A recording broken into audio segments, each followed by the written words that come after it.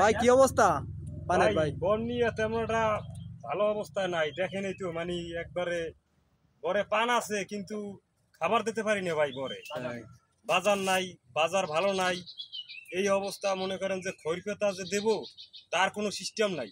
পানের দাম কি এতই কমে গেছে? এতই ভাই, এই যে দেখেন পানে ভাত খাওয়া যায় কিন্তু তারপরে মনে করেন যে আর এক বিড়া পান নিলে 10 টাকা 20 টাকা 25 টাকার উপরে কোনো বিড়াই পাওয়া যায় না, বুঝছেন? এ দিয়ে মনে করেন যে ভাঙ্গে চুরিয়ে বদলা বদলা নিয়ে কামলা নিয়া এ নিয়া থাহাই বড় কষ্ট, বুঝেন নাই?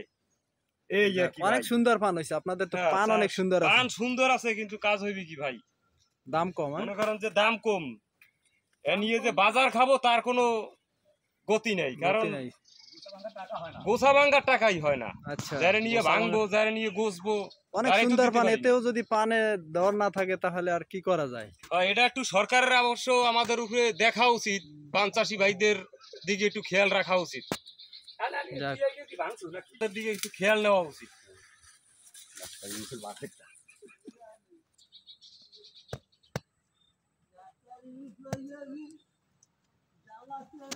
পান অনেক সুন্দর, অনেক সুন্দর পান, মাশাআল্লাহ, অনেক সুন্দর পান হয়েছে। মানে যদি একটু দাম থাকে ভালো তাহলে অনেক সুন্দর হবে।